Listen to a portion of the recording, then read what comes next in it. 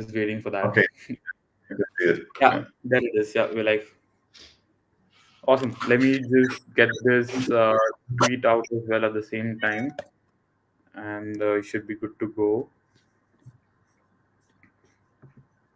Let me just check. Yeah, there we are. We're live. Awesome. Hello and welcome everyone to Stacking Sats with pSTAKE. This is the seventh episode here today. It's kind of started off as a weekly chill with people we like, and what it's turned into is exactly that, a weekly chill with people we like. Today we have Shaili from the Leather Wallet team who's here to talk about BTC UX and some of the cooler stuff that Leather Wallet Trust Machines is doing on the Bitcoin side. As always, we'll keep the session pretty chill, very open-ended, as well as get some interesting insights from Shaili about the UX side of things on Bitcoin. We're also joined by Bart, who's the Chief Strategy Officer at pSTAKE, and I'm Aditya. I'm the Head of Growth at pSTAKE. I think I'm more of a reply guy at pSTAKE more than anything. That's me. So let's start by quickly introducing, who we have here today. Shaili as the guest, would love to hear from you. And if we can, with the introduction about yourself, what Leather is, what Trust Machines is, if you could also add, what your personal Bitcoin journey has been. I think we hear a lot about, how people got started into crypto, but that might not necessarily collide with, your first interaction with BTC or Bitcoin, the network. So we'd love to know that also from you today. Yeah, absolutely. So I lead business development for Trust Machines. I spend 90% of my time on partnerships for Leather Wallet. So we are excited to have pSTAKE as a partner with us. And I am also supporting .locker, which is our top level domain registered, with some of the biggest registrars for domains globally. And we have that is connected to Bitcoin naming system on Stacks in the back end. So it's a top level domain that brings Web2 users to their first Web3 digital identity. And then we have Granite, which we have announced recently is a Bitcoin liquidity protocol, which allows you to borrow against your Bitcoin. And that's going into production soon. And oh yeah, my journey. So my journey, so I think around 2016, I discovered Bitcoin and and then Ethereum. I was excited about Bitcoin, but having worked in the financial inclusion space, we bought some Bitcoin, but we held on to it. Around 2017, we bought some Bitcoin, but then I started working in the Ethereum space. And I spent about 5 years working at Consensus, some of that time with MetaMask in the self-custodial wallet space. And then, so that's, I kind of felt that Bitcoin was inaccessible. Even at that point, it was becoming too inaccessible and not really useful for average people, right? It was a store of value. And I have a lot of thoughts on when people say Bitcoin is money, because I actually think the money is going to be on L2s and Bitcoin is it's like digital gold. And the money will happen on the layers. So yeah, that was my journey into Bitcoin. And I got back into Bitcoin about actually working in the Bitcoin space at Trust Machines about 8 months ago, when Reena Shah, our COO, was like, the programming is happening on L2s, the scalability will happen there, the smart contracts are happening there. Check out the Stacks ecosystem. I got into it, and then I thought, oh my gosh, this is the next wave of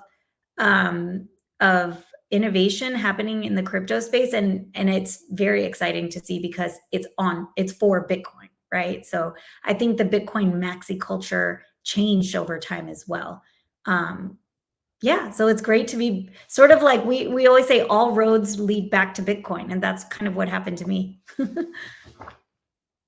Yeah, I think it's what we like to say is all roads are ultimately orange. It's just the scraping that you need to do to get to the bottom of it, and you see some orange here and there for everything.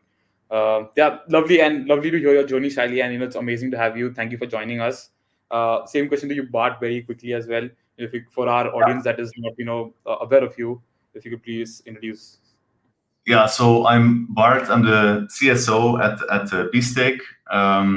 My background is in engineering. I'm originally from Belgium, and moved actually to Asia 7 years ago. So now I'm kind of, I live here now. I love it. So I live in Bangkok.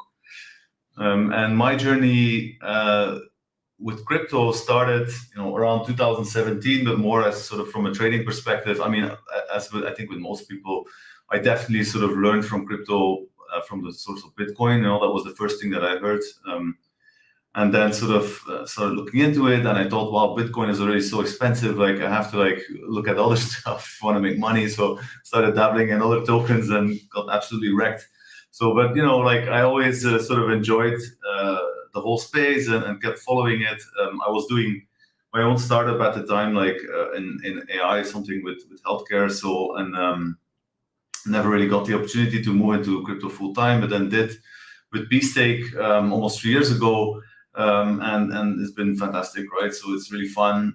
We initially did a lot of stuff in sort of the Cosmos ecosystem, and we were still building there. But now, since the last year, pSTAKE has really started focusing, on Bitcoin, making that sort of transition to really focus on the assets, which we all knew and believe that it's the biggest one, but this sort of additional programmability that came at Bitcoin very recently, and then sort of the advent of Babylon and their staking solution has really sort of opened the doors for us to build as well, and kind of join this journey with so many others to give more utility to Bitcoin. So yeah, so that's kind of that's where I'm coming from. Yeah, happy to be here today. Amazing, but yeah, I think BTC is that force that brings people together, right? I mean, the context of us having something with leather is also because of the fact of BTC, wherein we're both trying to do two different things, but ultimately it's all also about the same thing, which is accessibility to Bitcoin.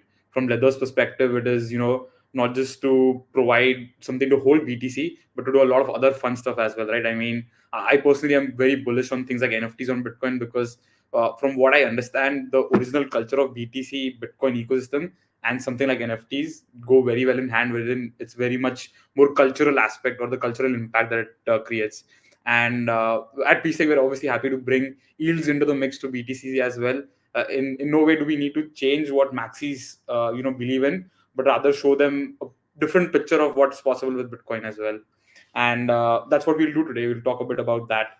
To actually begin with, before we get in the user experience or the wallet side of things, Shairi, you mentioned a very interesting point that you don't feel that BTC is money. It's the layers that will where the moneyness of BTC will exist, and I kind of agree with that aspect because at the end, I think BTC does have a lot of the features that a money should have, which is durability, transferability. But I think the spending nature is not something that's inherent in Bitcoin, right? Money is something that you would actively want to spend. If I am holding on to BTC, I think a lot of the people that hold on to it in the context of not just an investment perspective, but also a hedge perspective. So would you really want to spend your hedge? Maybe not. But I'd love to get your thoughts on, why that thought process comes to you. Yeah, I think look, we have within the United States and in many countries, these payment rails that are pretty fast, and in some places cheap, super cheap to use. Here we have a legacy banking structure and Visa and Master, which are kind of rent seeking on top of the banking structure. So I do think crypto gives a way for us to innovate on that legacy structure. But in places like India, with the UPI, Universal Payments Interface, with their 90 plus APIs that they have, and then in places like Brazil, where they have PIX, their payment rails, they don't really need to fix the payment rails as much. It's more about the assets and tokenization of different types of assets that I think will be interesting.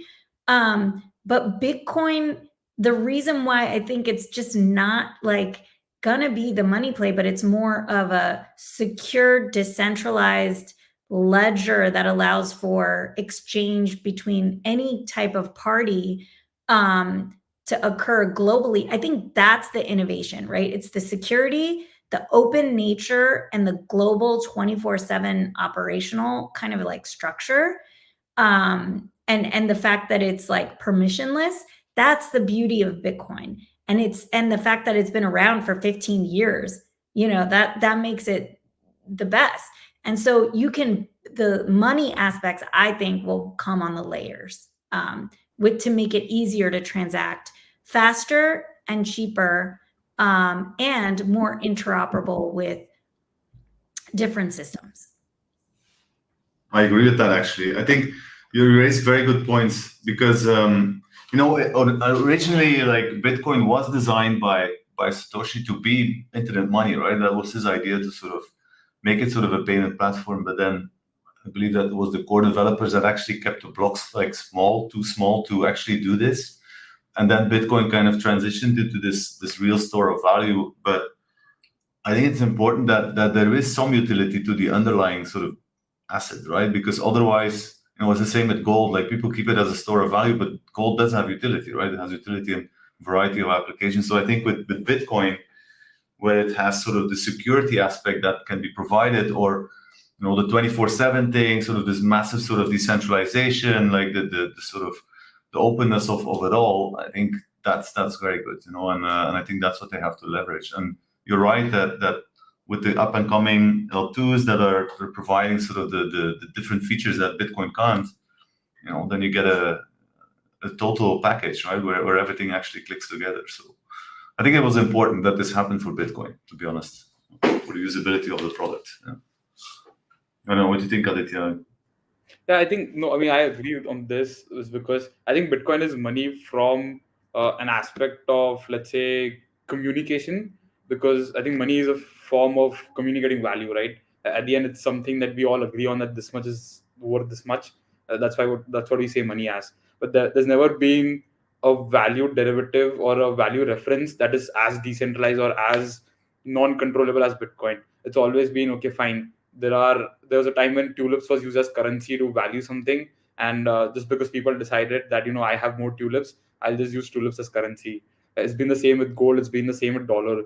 I think what Bitcoin ultimately will act as that value of reference for everything else in the world. And I think that's a saying by Balaji as well, wherein he says that envisions a matrix wherein everything in the world will be valued against everything else. And I think that value matrix will come true on Bitcoin when these transactions, like Shaili said, are happening on layers that are built on top of Bitcoin, because that is what gives value to these things in the first place. It's a very interesting thought process also.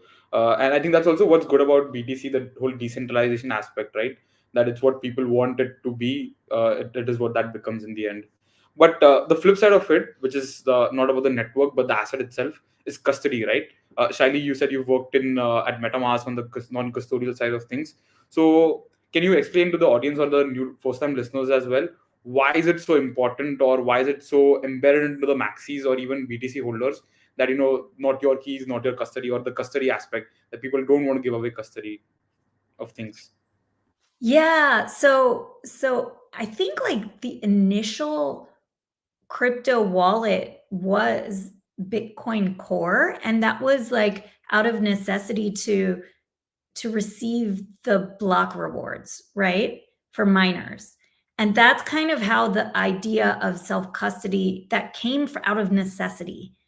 And it evolved over time. It was open source, so developers took that concept and innovated on it over the years to make it more secure. But I think the cypherpunk Bitcoin maxi kind of culture is about not having the intermediary, right? It's about taking away the intermediary from your ability to transact value between anyone, anywhere in the world. That is the concept. And so it's interesting because this, you had like Electrum, Mycelium, those are some of the early Bitcoin wallets. And after Mt. Gox happened, there became a push to custody, and that was like 2014, and you started to see more custodial offerings to get like users that weren't used to keeping a secret recovery phrase, you know, and they had lost, you know, their phrase. You heard stories back in the day, even in the news, like people lost 10,000 Bitcoins just like that, because they lost their phrase. It's in a computer that broke down or something.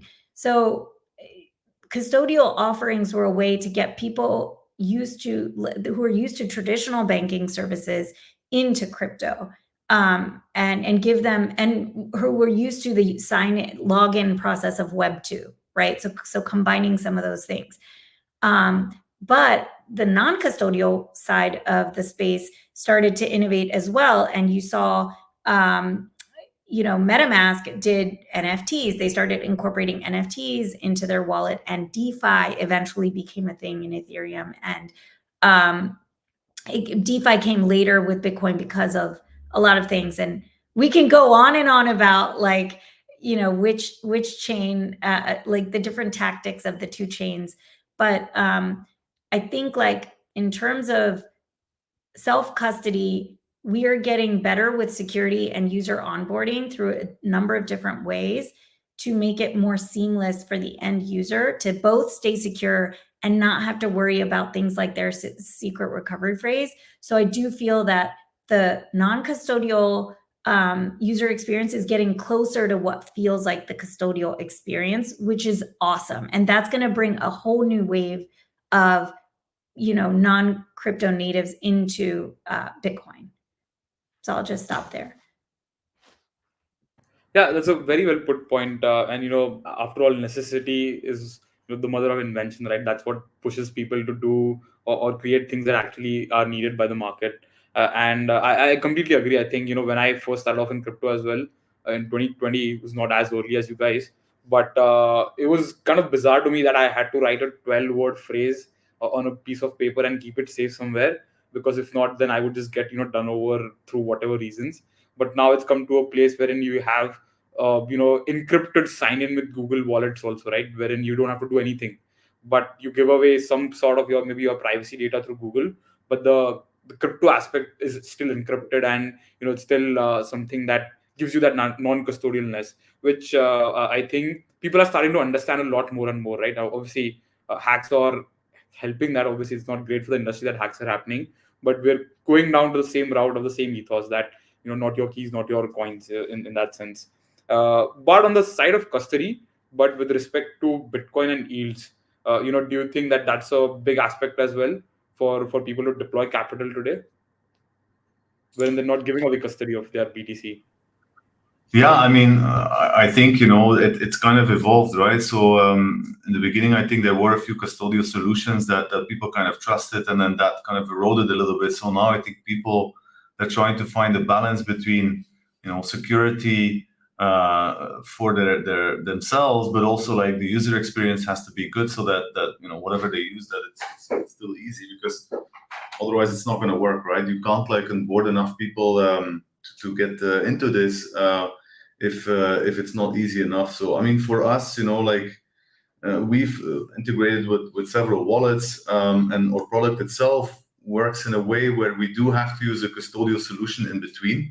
So pSTAKE has a custody provider in between, because we didn't want to kind of take custody of the assets of our users. Like that was kind of a step too far. So it's not sort of our expertise. That's not really what we do. So in that case, I think we are using a custodian.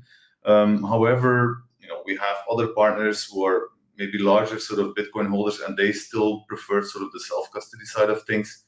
So I think there's a balance, right? Again, it goes between sort of the security part of how much are you willing to sort of trust to someone else, and then on the other side, you also still want to make it easy for people to participate and you know, use something that's kind of, you know, handy, right, and not overly complex. So I think you know, I'm kind of curious to see how the space is going to evolve, and like stuff that I would like to see is maybe something, you know, I don't know if Leather is thinking about that, but something that maybe with biometrics that you can unlock your wallet, like where it's really tied to you as a person, right? And then once that's kind of set up, that you can't sort of lose your keys anymore, that it's just literally tied to you as an individual, something like this. So we'll see how it evolves, but yeah, it's again, it's a balance.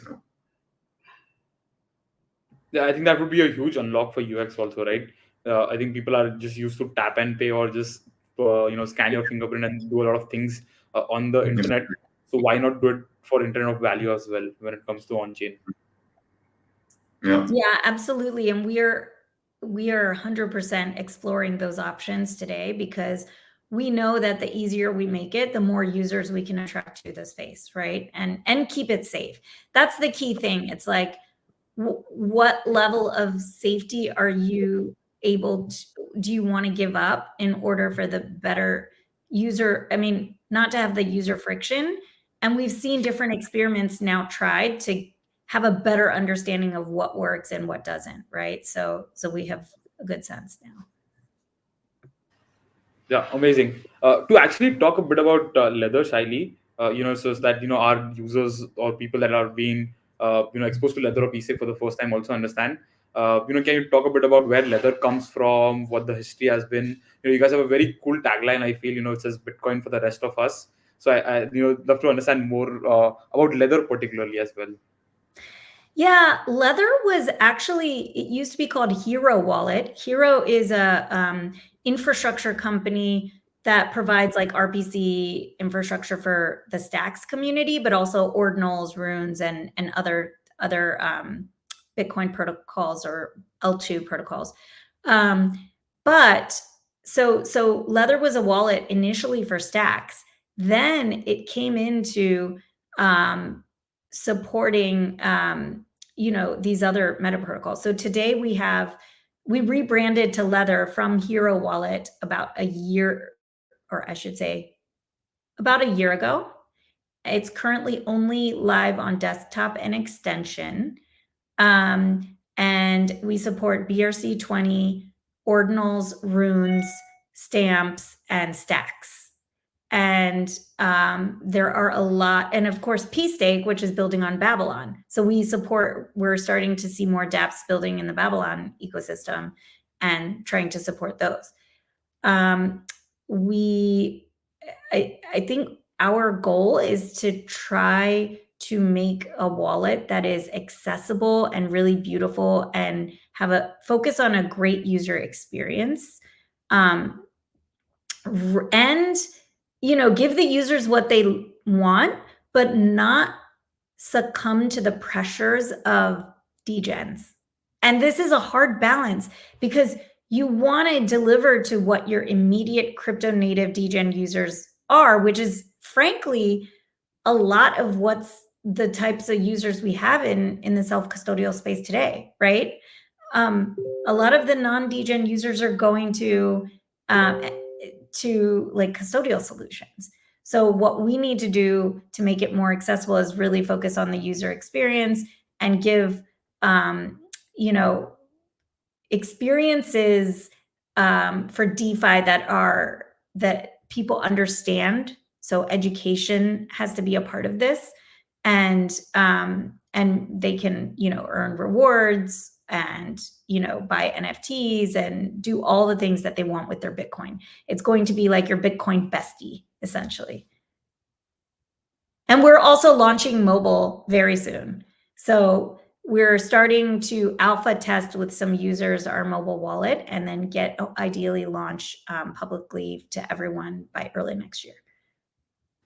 Well, that's amazing to hear. I think that's a space that's also not that explored, right? Especially crypto and mobile aspect of things. You have things on the Solana side, maybe like Moonshot Pay, which is obviously a lot on the meme coin side, wherein you can just pay with meme coins and all these things. But actual, real things like buying and selling, I think besides Solana, I don't think anyone's cracked the mobile game. But that seems like maybe a niche that is screaming to be cracked, right, for the Bitcoin ecosystem at least, because the hurdle to adopt that is so less. Everyone knows what BTC already is, what they can do with BTC. I think a lot of people already know runes, ordinals, NFTs. So that should be really great development, on the UX side of things.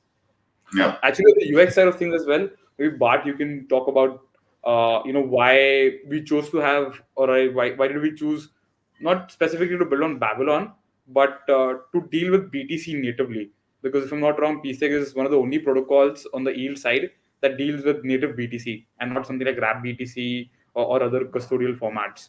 So how does that tie into a UX experience? I mean, for us, like it was a conscious choice that we wanted to do this with sort of, native BTC and then kind of auto compiled into BTC to really create a product that was just, about BTC itself, right? And not some wrapped version. Like that was a very conscious choice. And then having these integrations with sort of the wallets such as Ledger, like kind of it's a must, right? Where we want to make sure that we're tied to sort of the protocols and to the partners that are really building sort of in the Bitcoin space. So I mean, for me, kind of actually, I wanted to ask you, Shali, like if I look at Ledger wallet, right? So I've been using it quite a bit. So the main thing that for me is telling is that it's very easy, kind of in its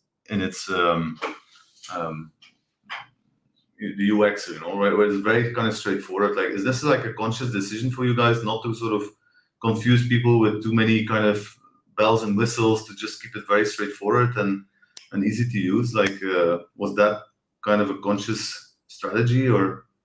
It was conscious, but we are starting to see usage. We are looking at different types of experiences for different surfaces, right? So what you see in our extension is not going to be, there are going to be different types of features that you can have in your mobile. And then we're also planning a web app, which will be a completely different type of experience, which will be, yeah. So I don't know how much I'm supposed to share, but I think all of them will allow you to do different things. It's also because I think deploying to extension versus web app versus mobile is varying layers of like complexity, right? So the decisions you make about what to do in extension are going to be different, and you can experiment a little less on different surfaces based on that complexity. Because it's definitely different, right? Like other wallets, like sometimes they have like all these sort of things you can do, these extras, and a lot of the time I find them like distracting and not always that useful. So to see that Ledger is sort of very focused in sort of its utility, that's kind of a nice change I found.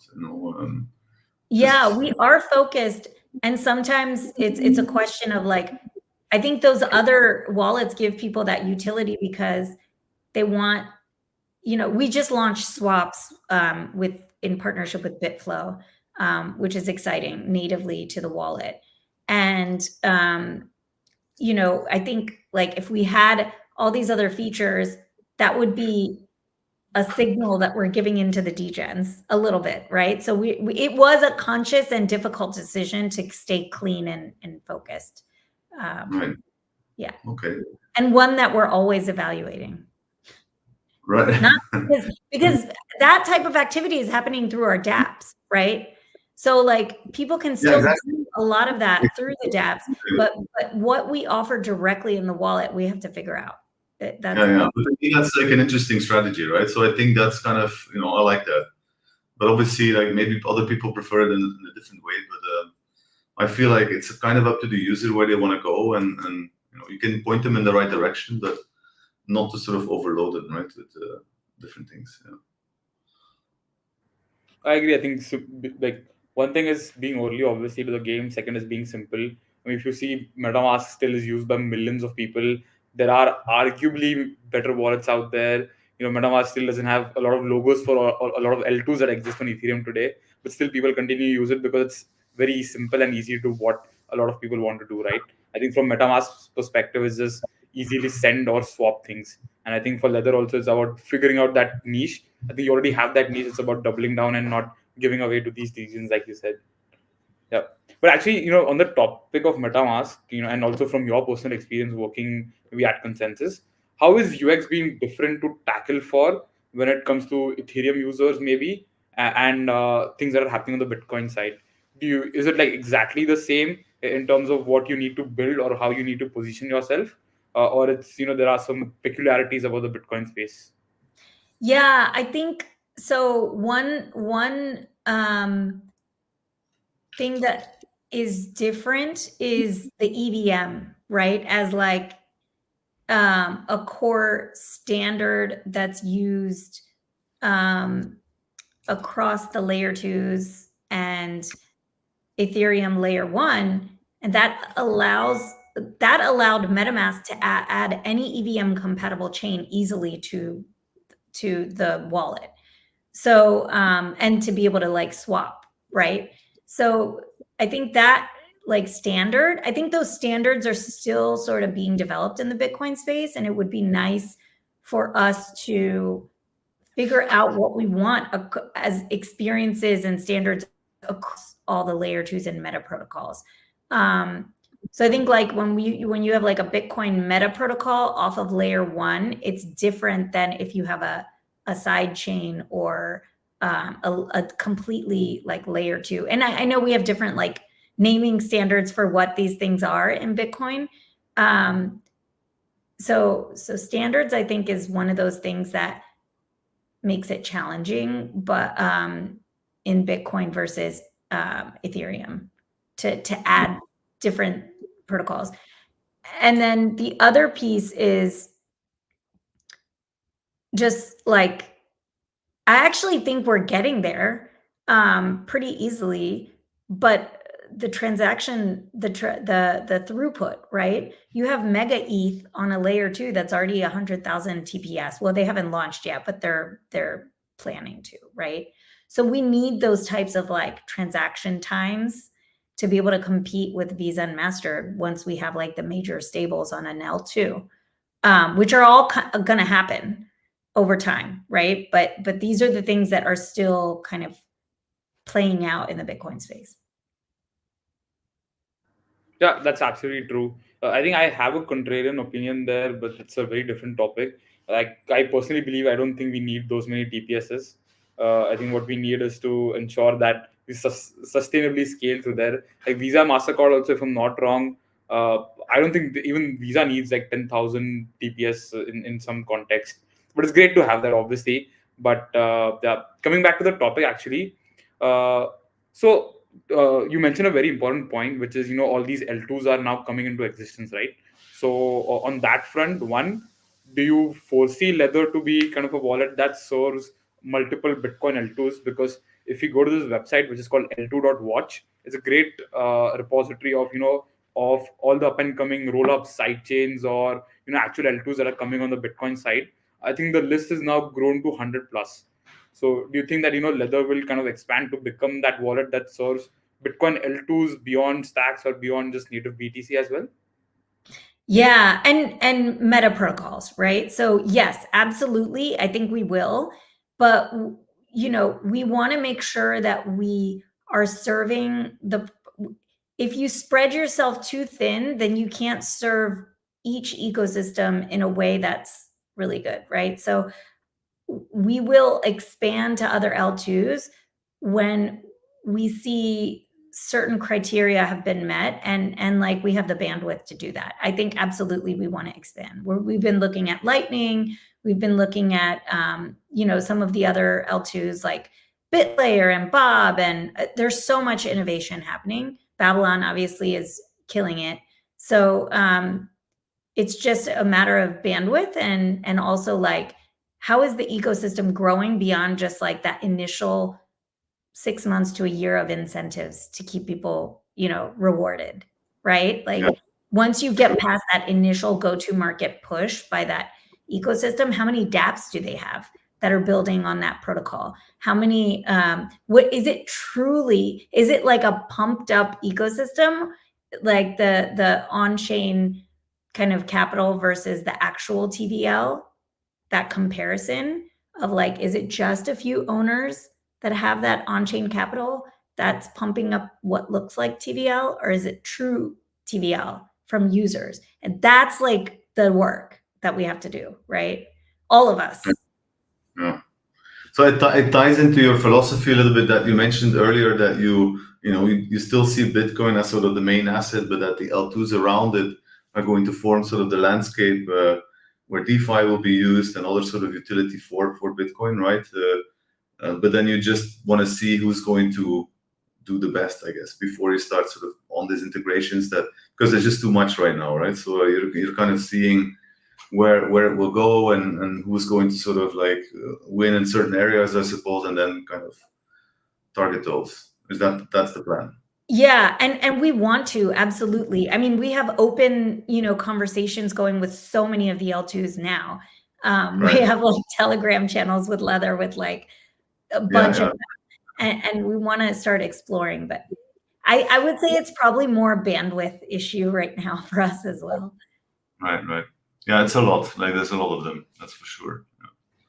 Yeah, I'm sure people can just use pSTAKE on Leather because we'll anyway be present on some of these L2s. So, pSTAKE can be the proxy to push Leather on these L2s as well. Awesome. I love it. Yeah. We'll align the roadmaps. Yeah, absolutely. Yeah. But I do see like these L2s popping up because I think if you compare it to the Ethereum landscape, right, how L2s have come into existence and how big of a conversation they've become now that they are taking away value from ETH in a big context. I think that problem also comes from the fact that ETH is POS, and POS's utility ties directly down to ETH as a staking asset or ETH as an asset that is used in these protocols. I don't foresee that same happening with BTC because of how proof of work works, and it doesn't matter how many chains are built on top of BTC or Bitcoin. BTC will still continue to have its own utility in that sense. But these L2s also act as both a bug and a feature, right? A feature because it allows for healthy competition, and also because there is 1.5 trillion worth of BTC, which can suffice a lot of these L2s to flourish in their own manner. So that's great for competition. That's great for innovation as well. But a bug because of the fact that you mentioned, like a lot of these L2s, unlike Ethereum, wherein ETH on Arbitrum and ETH on Ethereum obviously has a different nomenclature, but ultimately it's ETH only. This is the same is true with BTC to some extent, but the nomenclature changes a lot, right? BTC on Stacks is SBTC, BTC on Bitlayer is another BTC, BTC on Merlin is called MBTC, and these are all of them are not fungible also directly. Obviously, we saw the same happen with Ethereum as well, but then we saw solutions that could make it interoperable. But in the sense of BTC, especially because the rise of L2s has been so parabolic, I think 6 months before today we didn't even see Bitcoin L2s being that big of a topic or something to talk about. What is your take there? Do you think that that lead to more problems, or that's good for the ecosystem? Mo money, mo problems, as they say. But I think the Bitcoin, I think there will be problems, and so we need to probably have like a meeting of the minds where everyone is getting together and hashing out these things early to make sure we don't make the same mistakes again that we've seen in other ecosystems. But I think the fundamental difference, like you said, the proof of work versus proof of stake on the L1, and also the fact that like Bitcoin over 15 years and over continued growth to where we are today, steady and continued growth, and institutional adoption like globally, and even like regulators have like okayed some BlackRock, Fidelity to allow for investments. That to me is a signal that like Bitcoin is this, like, it's the number one L1, right? And so the L2s don't have to worry as much about taking away from the security. I think what the L2s will have to do in the future is, so you don't have this like parasite, as they say, as they've been talking about in the ETH space, that the L2s are a parasite to the L1. Like we haven't really advanced the roadmap because of all the L2 modular kind of like scaling roadmap. And many are saying, yes, actually it was intentional that we had this scaling roadmap, and it's okay. L1 will continue to exist. We'll also develop the roadmap. I think ETH is going to continue to thrive because they have so much scale at this point and so many users. A lot of money has gone into like Ethereum. A lot of the A16Z Andreessen Horowitz like crypto portfolio is invested heavily in the Ethereum ecosystem. But in Bitcoin, you won't ever have to have that conversation of security and parasites of L2s. the L2s are there to bring retail, I think, experiences to customers in a way that the L1 cannot, right? I think institutions will end up gobbling up the L1 assets because they will be, after a time, the only ones that can afford it. And then how do you make Bitcoin accessible to people? It has to be, eventually, it's going to only be L2s, I think, because it will become way too expensive. So, yeah. Yeah, that's a fair point. I think a lot of it, especially on the Ethereum side, that's different from BTC, or rather, why BTC over ETH in that case is also a TVL game, right? And not just in terms of pumping numbers, but the fact that L2s have to compete for TVL from ETH L1, which is, L2s want ETH from ETH L1 to come to their individual L2, and that's what all of these L2s are competing for, and not TVL from some other chain for that matter, right? Like maybe an Ethereum L2 is not competing for Solana's TVL, or it's not expecting TVL to flow from Solana to ETH, someone to sell Solana to get to ETH and then get their ETH to an L1.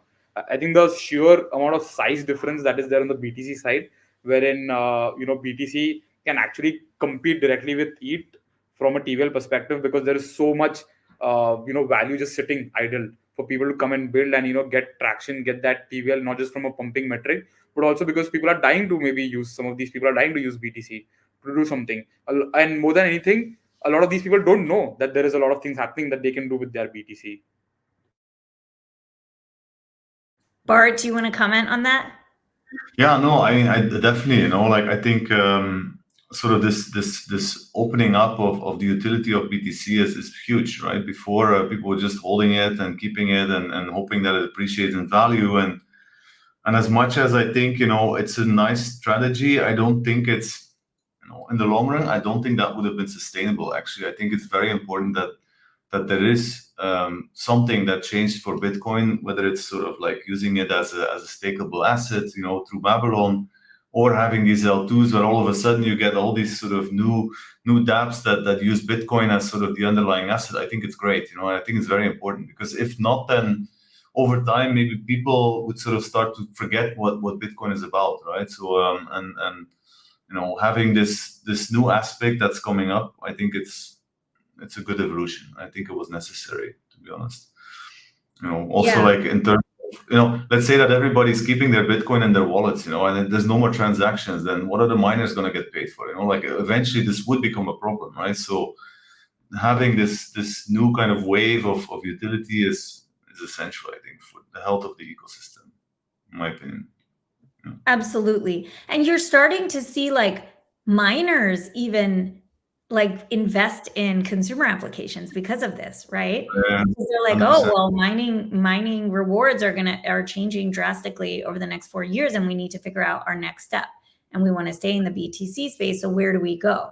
Like, Exactly. So I think that's really cool that you're starting to see these things like Mara. They invested, Marathon Digital invested in Enduro, I think it is, a consumer app, and like real world asset tokenization projects. Yeah, 100%. Yeah, I think like maybe a good TLDR also is that I think UX has its way of solving itself, because at the end users are very much adamant and very much vocal about what they want, and it's also about just actively listening to who's a power user, to who is someone that's just a degen, or who's someone who's just going to be using you for whatever incentive that they have, and continue to building for that. And I think that approach that Leather is taking is phenomenal, and we'll only look forward to see those leaps of better UX that Leather makes for everyone on the Bitcoin ecosystem. Yeah.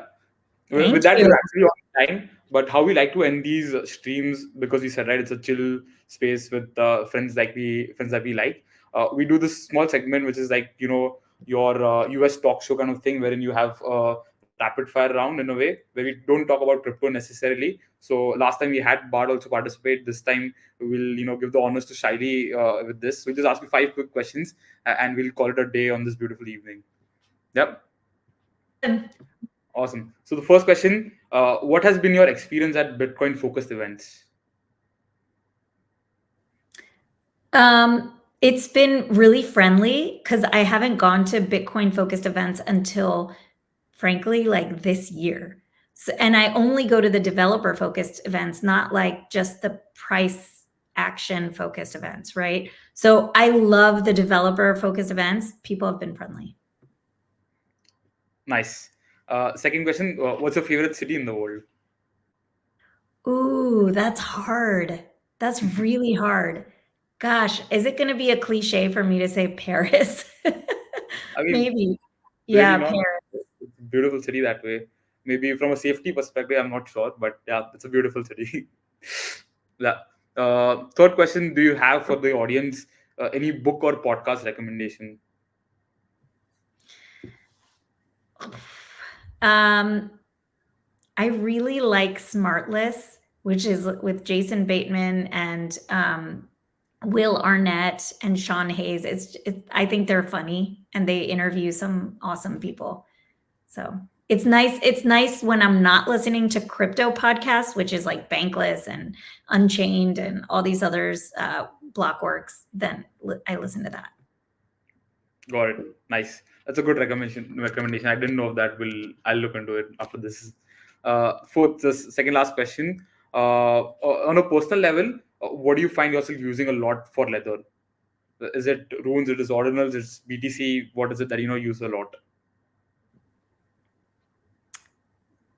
Ordinals and BTC and then stacks are like the three things that I generally use. But I'm looking forward to doing more testing with different assets, like as DeFi begins to take shape.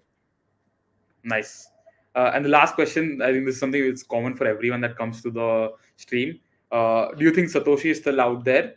If yes, do you think he or she is active on something like crypto Twitter? Ooh, I want to say yes, Satoshi's out there. I want to say active on maybe reading crypto Twitter, but not posting. Yeah, I think that's what I feel as well. I think that checks out. Yeah, it's a saying, right? Maybe the real Satoshi was the friends we made along the way. Yeah, awesome. With that, we're on time, and as always, thank you everyone for tuning in on the live stream. You can still watch this on our YouTube as well as on Twitter. Stacking Sats with pSTAKE. It was great to have you as a guest, Shaili. I think great conversation not only about UX but also your personal thoughts on how you see BTC as well as the ecosystem growing. And thank you as always, Bart, for joining in. I know it's a bit late for you, and yeah, it was a great hour, and we'll catch you in the next one. Thank you for having me. Thank you so much, Bye. guys. Bye. Bye, guys. Bye.